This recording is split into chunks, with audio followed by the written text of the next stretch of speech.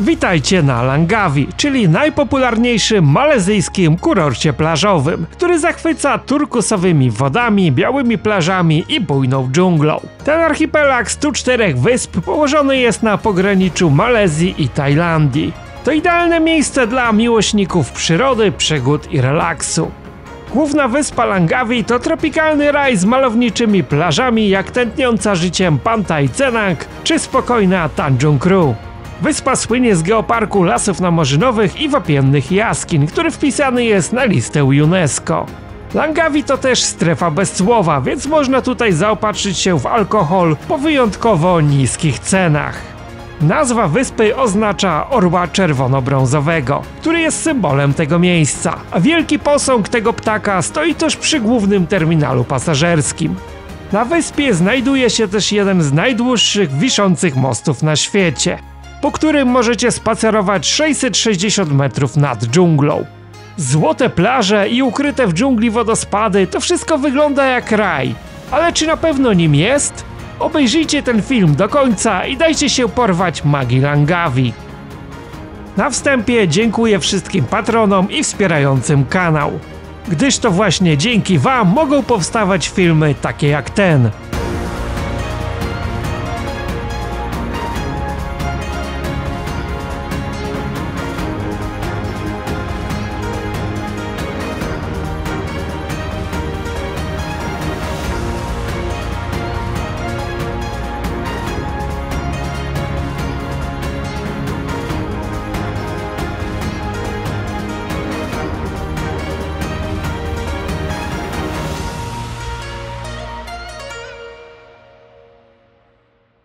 Największym miastem na wyspie jest Kuła. To właśnie tutaj przypływają promy ze stałego lądu, więc jeżeli chcemy tutaj się dostać z kontynentu drogą wodną, tak właśnie przybijemy do tego portu. I stąd oczywiście już możemy sobie pojechać w dowolne miejsce na wyspie, tanio grabem, czy wynająć sobie też skuter. W samym mieście nie ma nic ciekawego do oglądania, to nie jest miasto turystyczne, tutaj po prostu mieszkają lokalsi, ale dzięki temu można tanio i bardzo dobrze zjeść oraz zrobić sobie zakupy w lokalnych sklepach. Ale jeżeli chodzi o atrakcje, tak miasto posiada dwa takie ikoniczne punkty, na których odwiedzenie wystarczy nam spokojnie 30 minut. To, co znajduje się za mną, Maha Tower, to najbardziej ikoniczny budynek na wyspie w tej chwili. Taka biała wieża, w której znajduje się taras widokowy, restauracje, jakieś sklepy. Możemy sobie tam wyjechać na górę na ten taras. Ta wieża ma 130 metrów wysokości i możemy z jej szczytu podziwiać okolice. Ale ta przyjemność tania nie jest. Na szczęście wyspa ma też dużo innych świetnych punktów widokowych i również tych darmowych, które pokażę wam w dalszej części tego filmu.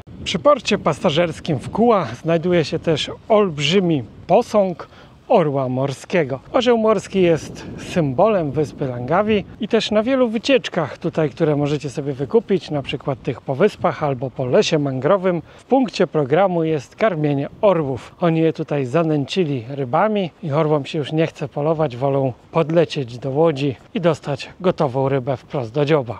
Ceny paliwa w całej Malezji są takie same, gdyż są regulowane przez rząd. I cena litra benzyny czy też ropy waha się w okolicach 2 zł. Skuter do pełna więc zatankowaliśmy za szalone 4 zł. Także tutaj 10 zł wydane na paliwo będzie naprawdę ciężko przejeździć. Będziemy musieli okrążyć tą wyspę dookoła chyba 2-3 razy co najmniej.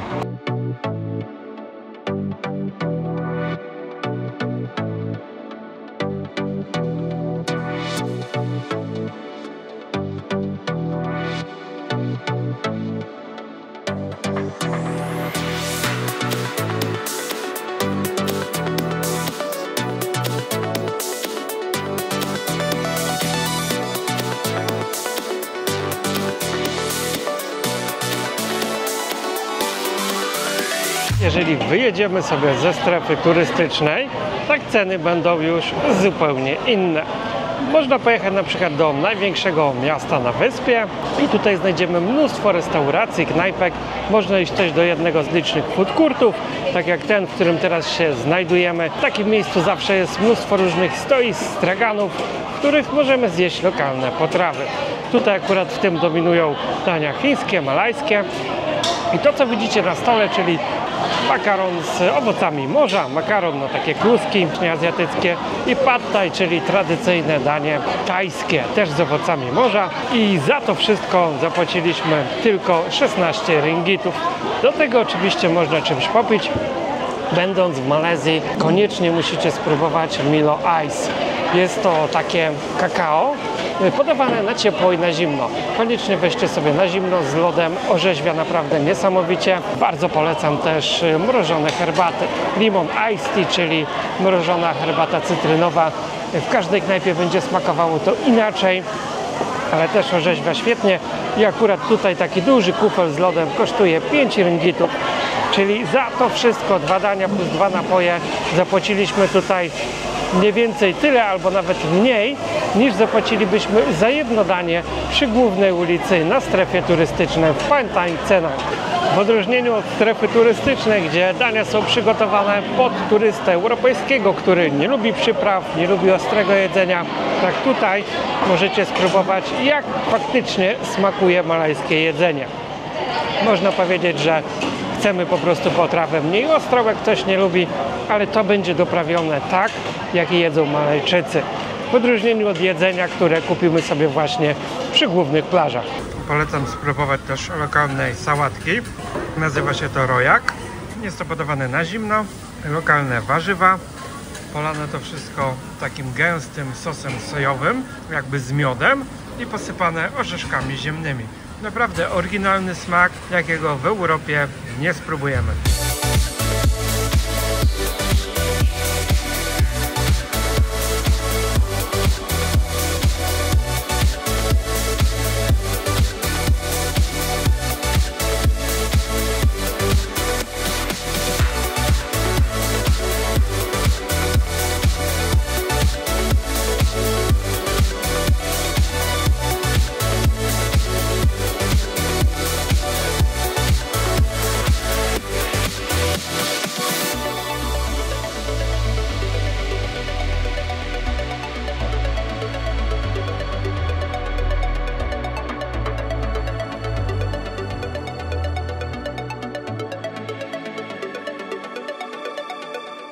O wielokulturowości tego terenu świadczą liczne świątynie porozrzucane po całej wyspie, tak jak ta Wat Kowanaram, czyli świątynia buddyjska prowadzona przez Chińczyków.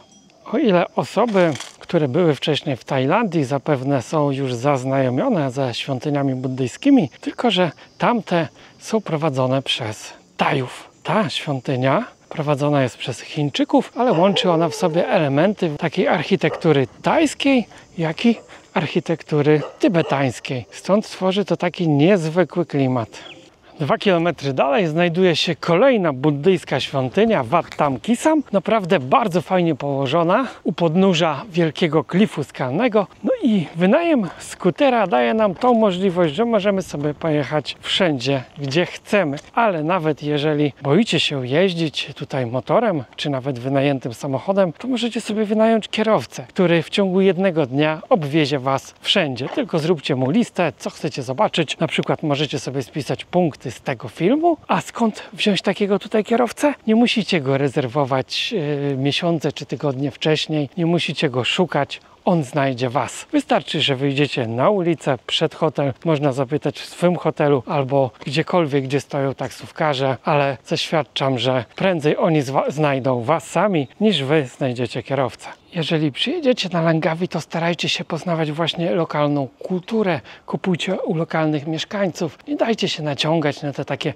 sztuczne atrakcje stworzone pod turystów, żeby cykać sobie te foty na Instagram. Tutaj też oczywiście porobicie sobie piękne zdjęcia, ale zobaczycie autentyzm. To jest właśnie autentyzm tej wyspy. Jedźcie też u lokalnych mieszkańców na straganach, poza tą strefą turystyczną. Im dajcie zarobić, a nie obcokrajowcom, którzy mają tutaj biznesy, przejmują już tą całą część turystyczną wyspy.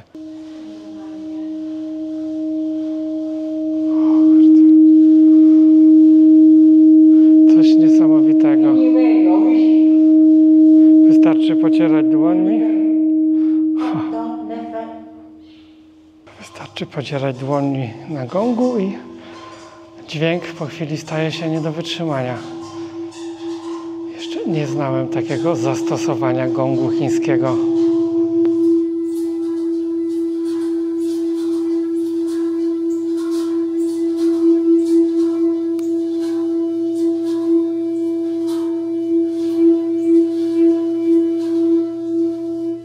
Ja spróbuję zrobić to samo, ale nie jest to proste.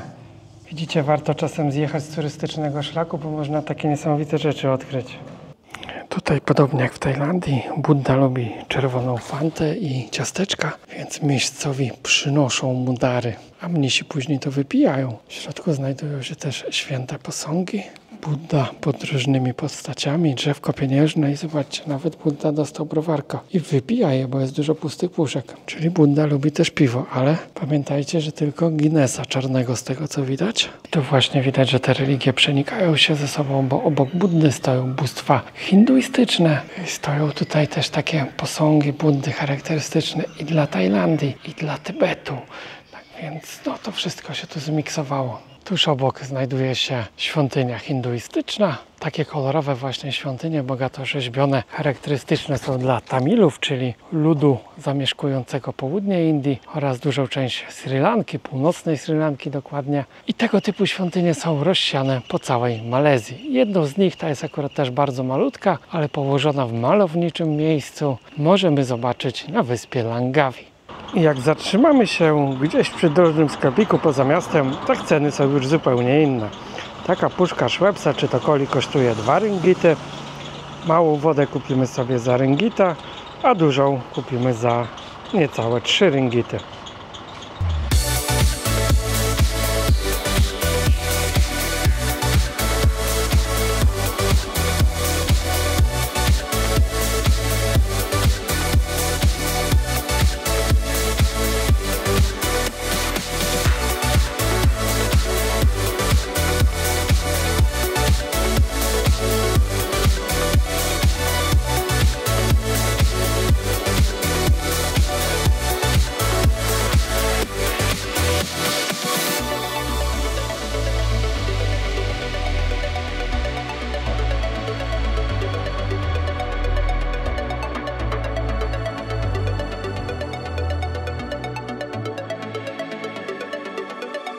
W Langkawi utworzono geopark, który został wpisany na listę UNESCO. Ma on za zadanie chronić ekosystem namorzynowy.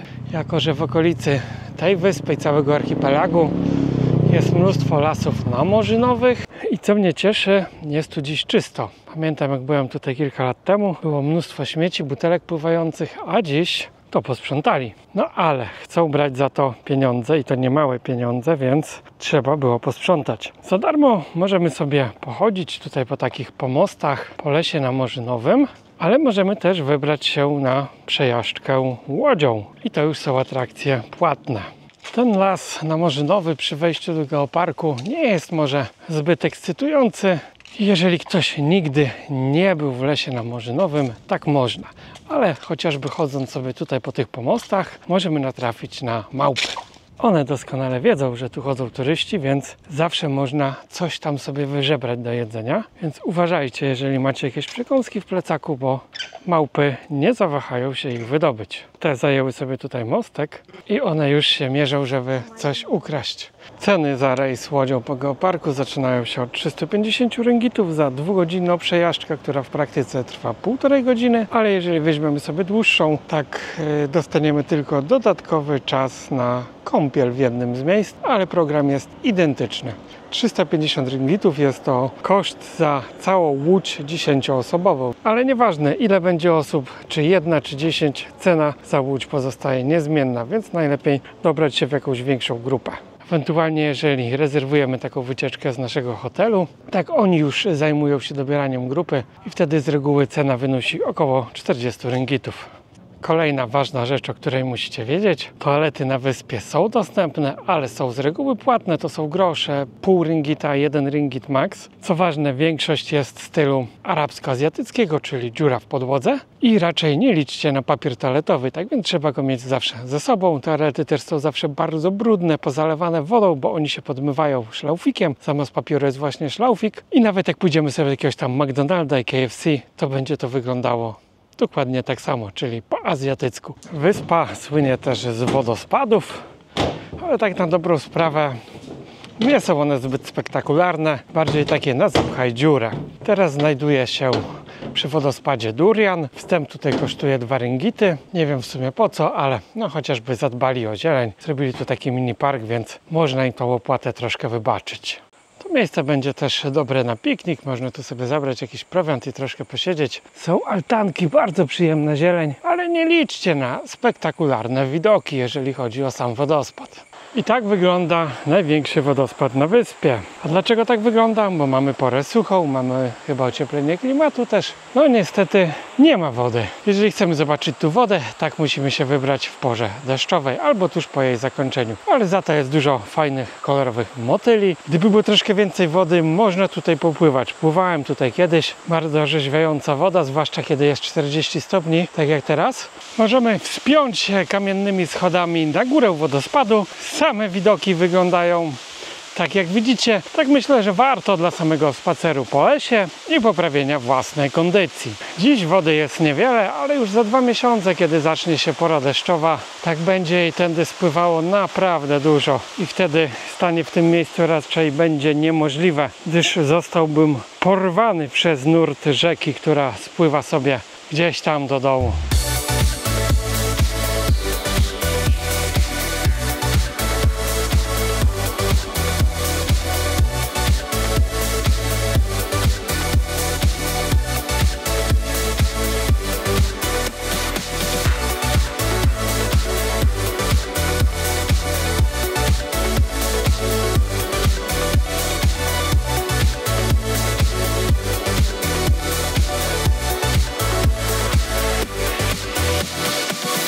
Najpiękniejsze plaże zlokalizowane są na północy wyspy i za najpiękniejszą z nich uchodzi plaża Tanjung. Możemy dostać się tutaj własnym transportem albo przyjechać sobie właśnie grabem. W odróżnieniu od tej głównej plaży wyspy, tak tutaj jest dużo mniej ludzi, bardziej kameralnie, piękniej, przede wszystkim śnieżno-biały taki piasek, dodatkowo błękitna woda, widok na takie skałki, górki. Można tu sobie wynająć kajak, popływać po morzu, czy popłynąć w lasy mangrowe, albo też popłynąć sobie tutaj na rejs po mangrowcach. Zlokalizowane tutaj są też takie bardziej ekskluzywne resorty. No samo to miejsce jest droższe. Jeżeli chcecie się tutaj zatrzymać na kilka dni, czy jedną noc, to trzeba się liczyć z wyższym wydatkiem, ale można tu sobie spokojnie przyjechać, dojechać. Jest tutaj też słabsza infrastruktura, mało barów, sklepów, więc gdyby ktoś myślał zatrzymać się tutaj na dłużej, tak warto by było jednak mieć ze sobą jakąś opcję transportu, właśnie skuter bądź samochód. W plaży Tanjung też jest taki mały port z łodziami, które wypływają na wycieczki po mangrowcach. Tutaj już cena jest od 200 ringgitów za łódź, czyli sporo taniej niż w geoparku, a widzimy dokładnie to samo, pływają po podobnej trasie. No i tutaj tych łodzi jest tyle, że możemy negocjować, bo klienta nie ma. Przy przystani w wodzie pływa mnóstwo rybek, nawet było tu widać przed chwilą rozdymkę.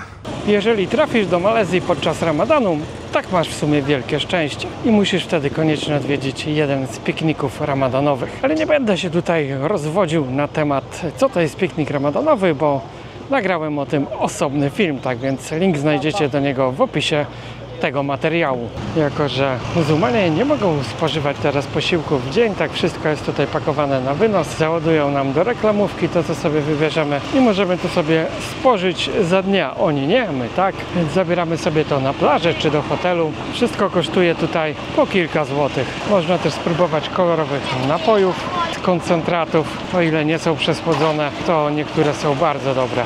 Malejowie to bardzo leniwy naród.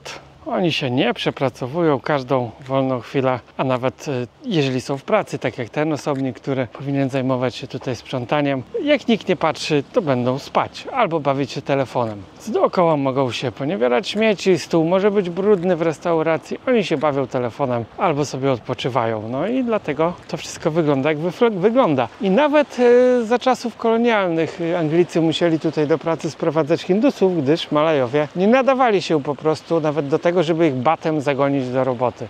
Oni nawet jakieś tam 50 metrów do sklepu czy restauracji nie przejdą sobie na piechotę, tylko muszą jechać motorem bądź samochodem. No, tu się nie chodzi, nie przepracowują się, chcieliby, żeby życie polegało na jedzeniu i leżeniu.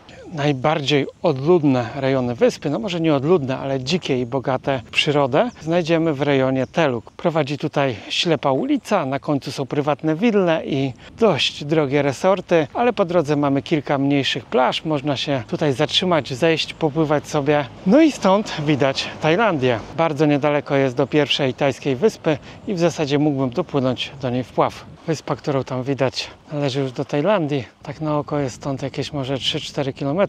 Widać łódź tutaj Straży Przybrzeżnej, która pilnuje tej wodnej granicy. Jest tutaj też jeden ze słynniejszych wodospadów na wyspie. No i faktycznie jest on duży, tylko jest mały problem, nie ma wody. Więc poza porą deszczową lepiej tutaj się nie wybierać specjalnie w celu zobaczenia akurat tego wodospadu.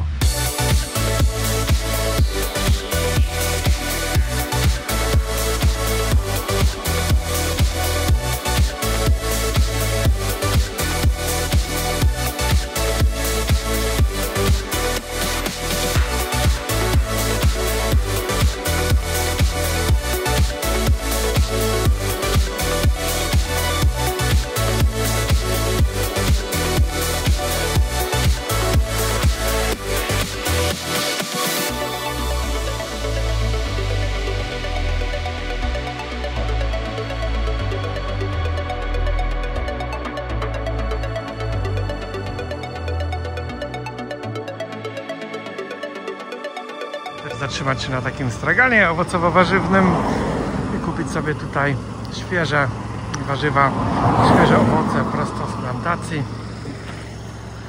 Właśnie zakupiliśmy takiego arbuza żółtego, ćwiartkę za 7 ringgitów. Mają tutaj też pyszny, świeży sok ananasowy po 5 za taką lemoniadę. Ananasy też są przepyszne. Jak nie macie noża, można sobie kupić od razu pokrojone. Naprawdę polecam, to jest zupełnie inny smak niż to, co możemy kupić w naszych marketach. Na wyspie często bywa piekielnie gorąco. Jeżeli chcemy odetchnąć, można wyjechać na najwyższy szczyt wyspy, Gunung Raya. Jest tutaj świetny punkt widokowy, dużo lepszy niż ten na Sky Bridge, ale musimy trafić na dobrą pogodę. Jeżeli chcemy mieć dobrą przejrzystość powietrza, tak najlepiej przyjechać tutaj wcześnie rano. Ja teraz jestem w godzinach popołudniowych, więc widać tu wszędzie mgiełkę. O tym miejscu nie powiedzą Wam lokalni przewodnicy i taksówkarze, a to z prostego powodu. Jedzie się tutaj długo pod górę, krętą i stromą drogą i po prostu nie chce im się tu wozić turystów. Ale naprawdę warto tu wyjechać, czy to samochodem, czy motorem. Jedziemy sobie też przez dżunglę cały czas. Po drodze na pewno spotkamy małpy i co ważne, jest tutaj 10 stopni mniej niż na dole. Na szczycie góry znajdują się nadajniki, jakieś komunikacyjne oraz opuszczony ośrodek. Niestety jest on pilnowany, więc nie mogę wejść do środka, aby Wam go pokazać, ale wyobraźcie sobie nocleg w takim miejscu, jaki tutaj tu rozpościera się przepiękny widok dookoła. No ale niestety z uwagi na trudną dostępność to miejsce zostało opuszczone. Najwyższy szczyt Langkawi ma 880 metrów. Nie jest to może dużo, ale stąd widzimy dokładnie poziom morza, o ile trafimy właśnie na dobrą widoczność. Jednak udało mi się skorzystać z nieuwagi strażnika i zajrzeć trochę tutaj do środka. Wszystko jest już tutaj doszczętnie zdewastowane. Przed szczytem zrobiono też punkt widokowy. Tutaj była nazwa, ale już troszkę literek odpadło. No i stąd mamy już przepiękny widok. Tam gdzieś jest lotnisko za tą mgłą. Pomimo przepięknych widoków, lepiej nie wybierać się w to miejsce po deszczu i ogólnie w porze deszczowej, kiedy pogoda może się zmienić w ciągu pół godziny, bo wtedy bardzo łatwo jest tutaj o wywrotkę. Droga naprawdę jest dobrej jakości, ale kiedy robi się tu ślisko, tak o wywrotkę skuterem naprawdę nie jest trudno.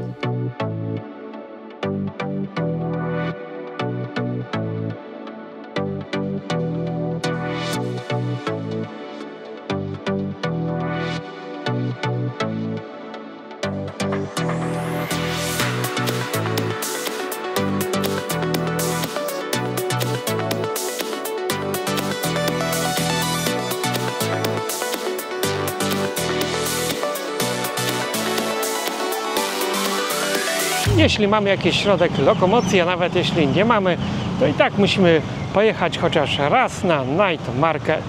Langkawi słynie z nocnych targów z jedzeniem. Odbywają się one przez cały rok, ale każdego dnia tygodnia w innym miejscu, więc jeżeli na przykład mamy poniedziałek, tak musimy sobie w Google Maps wpisać Monday Night Market i mapa pokaże nam, gdzie dziś odbywa się targ.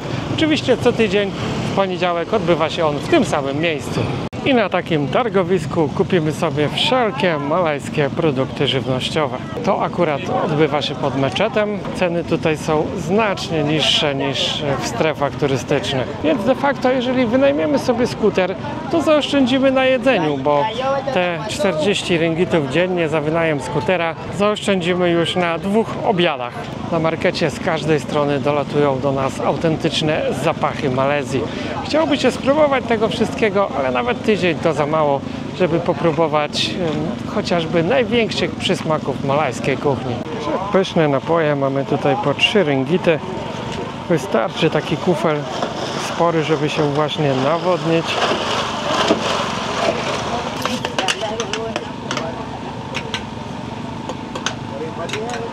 Te markety odwiedza bardzo wielu turystów i mogliby tu w sumie pozawyżać ceny, ale nikt tego nie robi, bo cena jest taka sama jak właśnie w całej Malezji, jak dla lokalców. A tutaj taka wersja lokalnej zapiekanki. Swoją drogą pewnie musieli to gdzieś podłapać w Europie, bo to nie jest typowe danie malajskie. Porcja ryżu z kurczakiem kosztuje tutaj 7,5 ringgita. Mamy też do wyboru różne ryby, mięsa. Porcyjki tutaj na patyczku, to się nazywa sataj. Mogą być to parówki, mogą być kulki mięsne, kulki rybne, tofu. 2,5 ringgita. Niektóre są nawet za ringgita. Muzułmańscy mieszkańcy wyspy są bardzo bogobojni, więc podczas ramadanu nie otwierają knajp i nikt nie chodzi do knajp, więc wszystkie malajskie knajpy są zamknięte, ale sprzedają jedzenie na wynos. Tak więc można się zatrzymać przy drodze. W zasadzie one są otwierane gdzieś dopiero te stragany o godzinie 16 i do zmroku sprzedają żarcie na wynos. Nie możemy tutaj nigdzie zjeść, ale możemy sobie zjeść u Chińczyka, Hindusa bądź w strefach turystycznych w knajpach typowo dla turystów. Ale jeżeli chcemy popróbować typowo malajskiego jedzenia, tak wzdłuż dróg po wyspie jest pełno knajp. W normalnym czasie możemy się zatrzymać i w każdej zjeść, a w czasie ramadanu po prostu dostaniemy to żarcie na wynos. W malajskich knajpach też jest taka posada odganiacza much. Jest zatrudniona osoba, która na kiju ma taki woreczek i odgania sobie muchy, żeby nie jadły potraw. Super sprawa.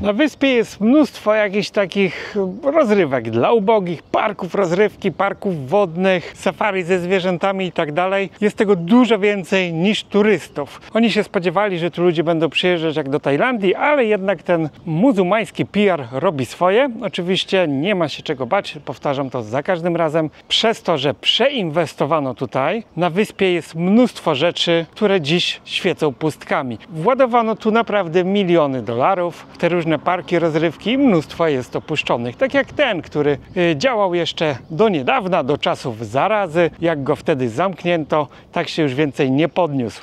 I ten sam los podzieliło bardzo wiele podobnych obiektów, właśnie parków rozrywki i hoteli. Jest nawet opuszczona farma węży. I tego się nie spodziewałem. W sklepie mamy jeszcze normalnie produkty na półkach. Proszę, są chipsy. Bierzemy i jemy. Nawet mamy suszonego kalmara. O. Z opuszczonego oceanarium i wodnego parku rozrywki postanowiłem zmontować osobny film, ale jest on dostępny wyłącznie dla osób, które wspierają ten kanał na YouTube lub Patronite. Zatem jeśli chcesz go obejrzeć, dołącz do zacnego grona przyjaciół kanału Tanie Podróżowanie.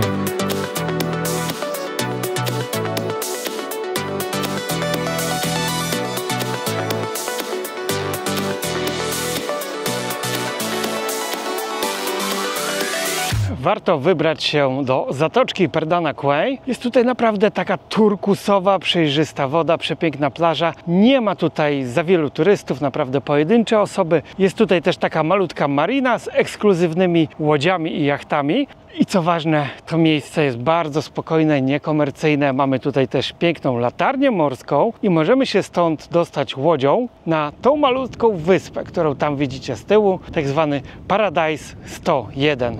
Na tamtej wyspie właśnie Paradise 101 znajduje się restauracja, w której można sobie zjeść lunch, można sobie tam też poplażować, popływać, posnurklować. Przy wyspie jest dużo więcej rybek i życia morskiego niż właśnie tutaj przy samej plaży. Niewątpliwie największą atrakcją wyspy jest Sky Cap, czyli kolejka linowa, która wywiezie nas na górę, którą widać z tyłu za mną, i tam znajdują się dwa mosty wiszące. Jest to podróż tylko dla ludzi o mocnych nerwach. Przepaść pod tą kolejką jest naprawdę potężna. Dodatkowo wieje tutaj silny wiatr, wagonikiem buja, więc jak ktoś ma słabe nerwy, to nie polecam tej podróży, ale widoki z góry są naprawdę przepiękne. Pod samą stacją kolejki znajduje się taka wioska malajska, niby tak to jest reklamowane, ale kiczowate miasteczko sklepów. Nie ma to nic wspólnego z architekturą i kulturą malajską. Nazywa się to Oriental Village i jest tutaj mnóstwo sklepów z pamiątkami. Dziś większość jest zamknięta, bo jest Ramadan. A skoro też jest Ramadan, to Malajowie nie podróżują, nie bawią się. Są tylko turyści zagraniczni, których też nie widać, więc jest tutaj całkowicie pusto, a jestem w południe.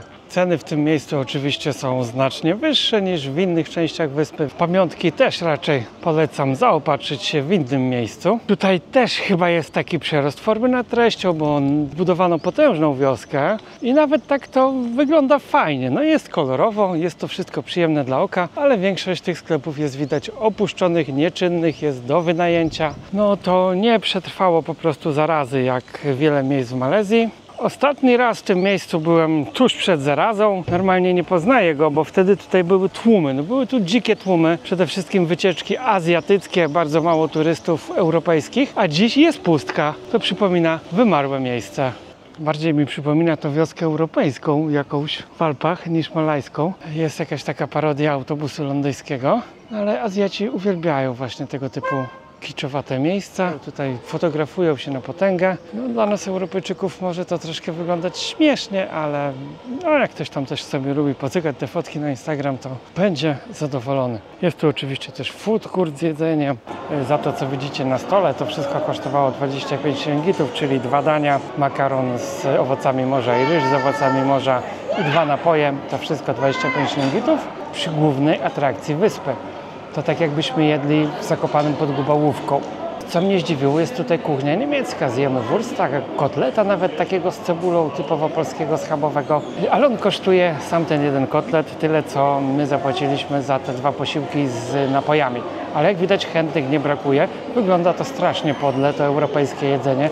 Naprawdę nie próbujcie jeść w Azji europejskiego jedzenia. No ale widać, że ludzie jedzą i to głównie ci, co mają te opaski na ręku, że są z wycieczek, z biur podróży, nie mogą przeżyć tygodnia na jedzeniu azjatyckim, które jest przepyszne. No i tu cały czas widzę, że ci właśnie resortowcy z opaskami mają jakieś pretensje, a to, że stół jest brudny, musi przychodzić kelner. Jest brudny, bo to jest Azja. A to zwracają jedzenie, że nie będą tego jeść, bo źle smakuje, źle wygląda i tak dalej. Jeżeli lubisz białe buty, białe skarpety, to naprawdę nie przyjeżdżaj do Malezji, bo to nie jest kraj dla Ciebie. Tu jest brudno, tu wszystko jest takie swojskie, normalne. Jeżeli lubisz lans, chcesz szpanować, to nie tutaj, naprawdę, bo będziesz się tutaj źle czuć i po co masz się denerwować i innych w swoim otoczeniu. Pyszny kalmarek. Tutaj jeszcze ma oczy. Naprawdę z grilla przepyszne danie. Wiem, że niektórzy będą się brzydzić, ale polecam. Jak przedstawiają się ceny wyjazdu kolejką? A możemy wyjechać za 85 ringgitów, ale wtedy nie przejdziemy się mostem, więc jeżeli chcemy się jeszcze przejść mostem wiszącym, tak musimy zapłacić 89 ringgitów. Pakiety są porobione w ten sposób, aby wycisnąć z Ciebie jak najwięcej i zaoferować Ci w pakiecie masę atrakcji, których nie potrzebujesz i są one tylko po prostu stratą czasu.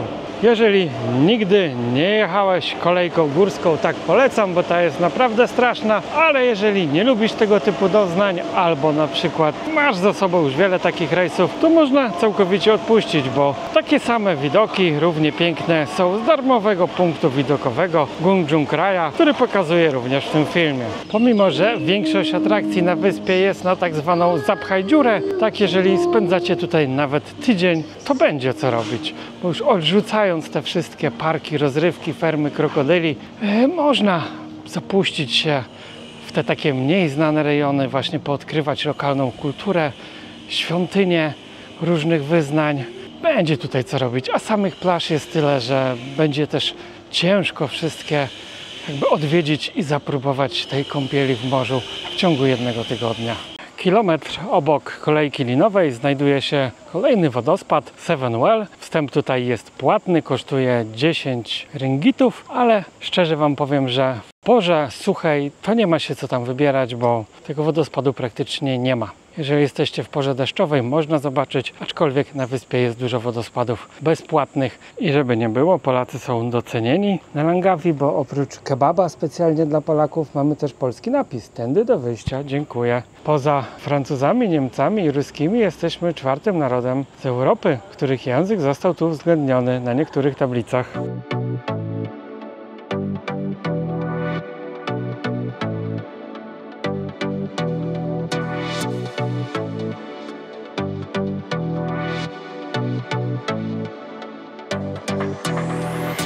Jeśli chcecie zapoznać się z kulturą Malezji, historią, etnografią, tak jest na wyspie jedno muzeum poświęcone temu Makam Masuri. I tutaj w zasadzie to muzeum zbudowano naokoło legendy. Legendy kobiety z ludu malajskiego Masuri, która została oskarżona o cudzołóstwo przez swoją teściową i w 1819 roku została zabita ceremonialnie za cudzołóstwo. Specjalnym do tego przeznaczonym nożem, którym zabijano w tamtych latach niewierne kobiety. Dziś taki nóż jest tutaj też w muzeum, można go zobaczyć. Legenda śmierci Masuri jest jedną z najpopularniejszych legend Malezji. Ponoć po jej śmierci nastąpiła klęska nieurodzaju. Przez wiele lat okoliczne pola nie dawały plonów ryżu. Po jej śmierci doszło też do wojny z Tajlandią.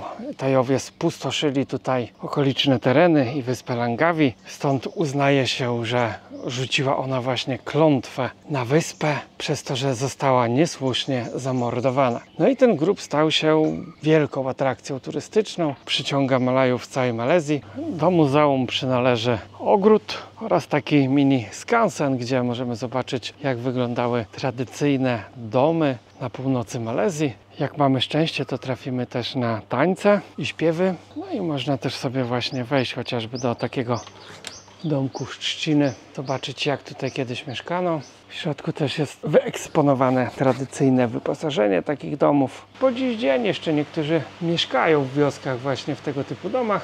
Takie skanseny możemy odwiedzić po całej Malezji. Polecam koniecznie zobaczyć chociaż jeden.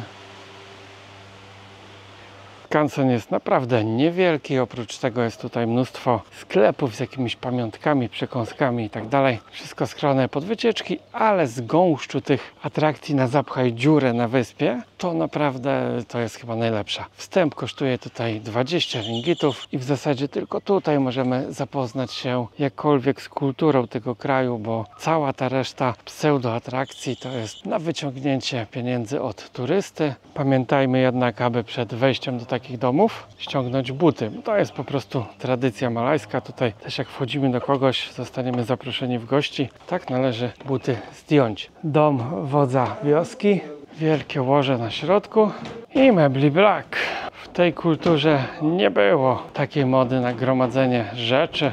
Jeżeli chodzi o meble, to siedzieli głównie na podłodze, na jakichś matach albo na poduszkach i poza łożem i jakimś malutkim, skromnym stolikiem wyposażenia innego nie było. Całe to muzeum jest bardzo mizerne, zwiedzania jest na jakieś 20 minut. Szczerze powiem, najgorsze muzeum, w jakim byłem w całej Malezji, a byłem w dziesiątkach. Jeżeli Langkawi jest jedynym miejscem, jakie odwiedzacie w Malezji, jesteście tutaj z wycieczką z biura podróży, czy przylecieliście sobie na własną rękę i nie macie zamiaru zwiedzać kontynentalnej części kraju, tak można odwiedzić, żeby dowiedzieć się cokolwiek o kulturze Malajów. Aczkolwiek nie dowiedzie się zbyt wiele. Większość z tych domów jest zamknięta. Nieliczne, które są otwarte, są w środku puste, mają bardzo mało wyposażenia. Jak chcecie zobaczyć, jak wyglądają porządne malajskie skanseny, do których wstęp kosztuje nawet mniej niż tutaj, to zapraszam do obejrzenia serii z Malezji. Tam właśnie pokazuję tego typu miejsca rozsiane po całym kraju, które są naprawdę olbrzymie i świetne i dostarczają rozrywki na wiele godzin. To jest taka kolejna atrakcja na zapchaj dziurę na tej wyspie, aczkolwiek i tak chyba taka jedna z najbardziej autentycznych. Być może wiele z tych punktów tutaj też jest nieczynna, dlatego że mamy obecnie Ramadan, no oni teraz nie mogą śpiewać, tańczyć, no ale też widać, że głównie tutaj skupiają się na jakichś takich scenkach do robienia sobie zdjęć, a większość jakichkolwiek tutaj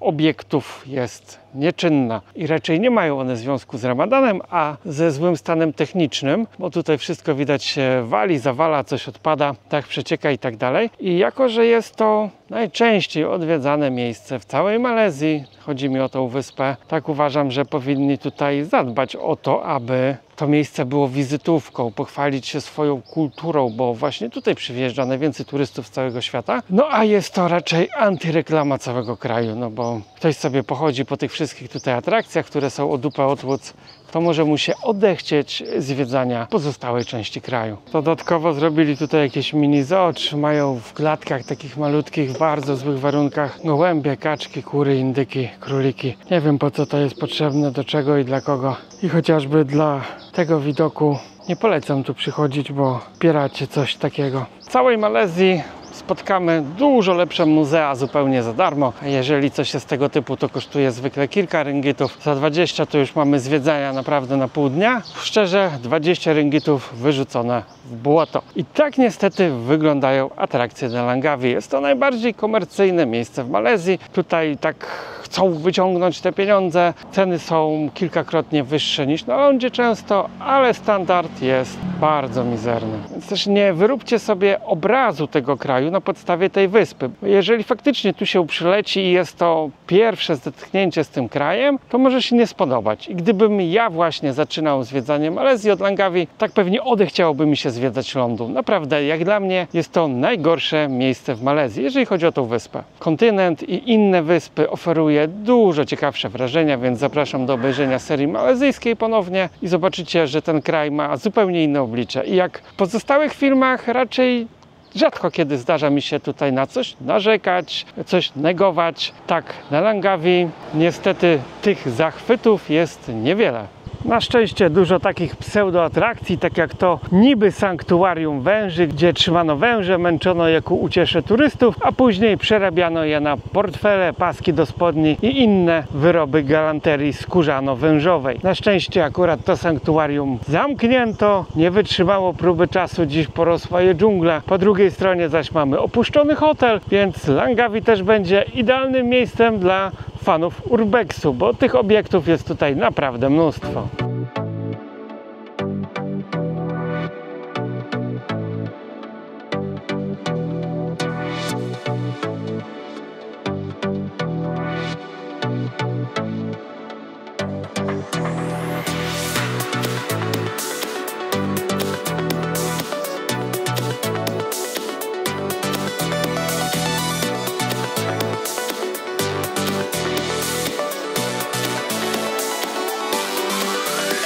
Zamiast tych pseudo-atrakcji słonopłatnych zdecydowanie bardziej polecam odwiedzić na przykład to miejsce. Chińska świątynia Tianhu, pomimo że jest świeżo wybudowanym obiektem, nie jest to żaden zabytek, naprawdę prezentuje się okazale. Możemy zapoznać się tutaj z chińskim budownictwem, jeżeli ktoś nie miał wcześniej do czynienia, a szczególnie polecam przyjechać tutaj o zachodzie słońca, bo wtedy to wszystko jest pięknie podświetlone, świecą się tutaj czerwone lampiony, więc nabiera ona jeszcze bardziej takiego mistycznego wyrazu. Malajowie czystością nie grzeszą, wręcz chyba czystości zbytnio nie lubią. No to jest naród azjatycki. To jest taka cecha wszystkich tutaj tych narodów azjatyckich, że oni śmieci rzucają gdzie popadnie, jak popadnie Im to nie przeszkadza po prostu. W tych resortach turystycznych to jest ogarnięte w miarę, ale sprzątają tylko dlatego, bo wiedzą, że turyście zachodniemu się to nie podoba. Gdyby nie było takiego bata, to pewnie by nie sprzątali w ogóle. Pierwszy raz widzę takie stado wydr, które się w ogóle nie boi. Tutaj jedna wpierdziela rybę i sobie żyją tutaj w tych stawikach. Pewnie wydry morskie po prostu przyszły na żer do stawu do kogoś. Na wyspie spotkamy też dzioborożca. To akurat udało się trafić nawet na ich gniazdo. Rzadkością, że jest tu umiejscowione tak nisko. Samiec chyba dokarmia samicę albo będzie ją zamurowywał teraz. No, czas wysiadywania jaj. Samiec zamurowuje właśnie w dziupli samicę, zostawia tylko otwór i przynosi jej jedzenie, żeby ją dokarmiać. Tak sobie rośnie mango. To jest jeszcze niedojrzałe, zielone, ale już by można było użyć w jakichś potrawach. A za chwilę, jak zrobi się żółte, będzie można jeść. I rośnie tego tutaj po całej wyspie naprawdę mnóstwo. Jak się chroni dojrzałe mango przed ptakami? Są one osłonięte jakimiś woreczkami, bo tutaj szpaki już czują temat. Chętnie by sobie wydziobały ten słodki miąższ. Będąc na północy wyspy, warto zatrzymać się przy Langkawi Craft Complex. W okazałym budynku mieści się targowisko z lokalnym produktem. Kupimy tutaj ciuchy, wyposażenie domu, różne pamiątki, od magnesów po koszulki i niepotrzebne bibeloty. No i co ciekawe, możemy zapoznać się tutaj zupełnie za darmo z malajską kulturą. I ktoś tu się skrył pod paprotką. Chodź, chodź, chodź. Koszule to oczywiście są drogie, no zobaczcie, taka koszula kosztuje 300 zł można powiedzieć, ta nawet 350 zł, no jest to bardzo dużo. Tutaj ceny są zawyżone, dlatego że to całe centrum zostało zrobione pod turystów, tu są zważone wycieczki, można tutaj zajechać, pooglądać, ale jeżeli chcecie sobie coś kupić, to polecam kupić to na jakimkolwiek straganie albo na markecie w innym miejscu. W wielu miejscach znajdziemy portrety rodziny królewskiej. Tutaj są portrety sułtana Malezji i sułtana stanu, gdyż Malezja jest federacją stanów, tak właśnie podobnie jak Stany Zjednoczone Ameryki. Kompleks jest olbrzymi i w odróżnieniu od straganów w strefie turystycznej nie jest zalany tak bardzo chińszczyzną. Oczywiście chińszczyznę też między tym można znaleźć, ale jest jej mało i faktycznie tutaj większość asortymentu to są produkty malajskie. Możemy też kupić tutaj obrazy, jest od razu taki warsztat, pracownia malarska, gdzie one są malowane z szablonów, a przynajmniej udają, że malują. No nie wiem, na razie nikt nie maluje, ale z tym to różnie bywa, bo już widziałem różne oszustwa z tymi obrazami. Mają tutaj też pasiekę, możemy kupić miód. Te pszczoły wyglądają zupełnie inaczej i ten miód też smakuje inaczej, więc polecam chociażby spróbować sobie tutaj na miejscu, bo faktycznie to jest zupełnie inny smak niż to, co my znamy z Polski. Jak już przejdziemy przez te wszystkie stragany i targowiska, tak mamy tutaj takie miłe mini muzeum, w którym pokazane są pierwotne ludy Malezji.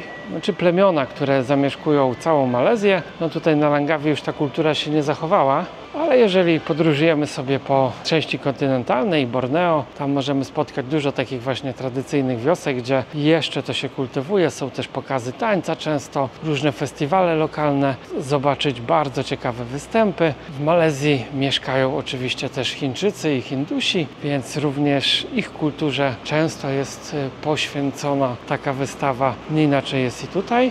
To muzeum, pomimo że małe, to jest dużo lepsze i dużo przyjemniejsze niż to muzeum etnograficzne, które pokazywałem Wam wcześniej. Tutaj to wszystko jest bardziej zadbane i ekspozycja wydaje mi się ciekawsza. W tym muzeum przedstawione są akurat stroje ślubne z poszczególnych tutaj nacji, plemion, które zamieszkują Malezję. Oczywiście nie są to wszystkie, bo jest ich dużo więcej. Są też takie altanki ślubne. Nawet kiedyś udało mi się trafić na ślub hinduski na jednej z plaż tutaj Langkawi i też była wystawiona właśnie taka altanka. Tu są akurat manekiny przedstawiające Malaja i hinduskę. Tutaj zaś mamy stroje ślubne chińskie i akcesoria, które używa się podczas właśnie ślubu. No i tradycyjnie oczywiście musi być herbata. I taka ciekawostka, tutaj obrączkę ślubną zakłada się na stopę, na palca u stopy i do tego stopa musi być położona na takim specjalnym świętym kamieniu. Co zaś wypada dać w prezencie ślubnym parze młodej w Malezji? Tutaj mamy przykłady.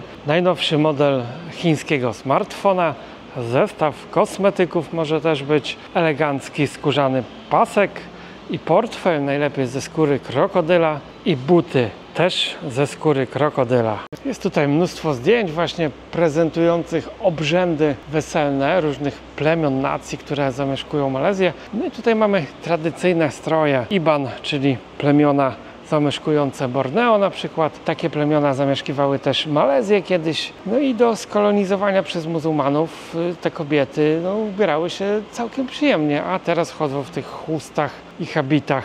I komu to przeszkadzało?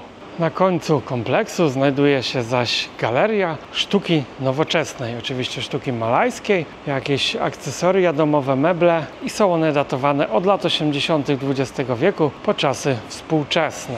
Dziękuję za obejrzenie tego filmu do końca. Nie zapomnij też obejrzeć filmu o atrakcjach i najciekawszych miejscach, jakie warto odwiedzić na Langkawi. Polecam też zobaczyć koniecznie całą malezyjską serię filmów, a gwarantuję, że niejedna miejscówka mocno Cię zaskoczy. Do zobaczenia w kolejnych odcinkach. Cześć!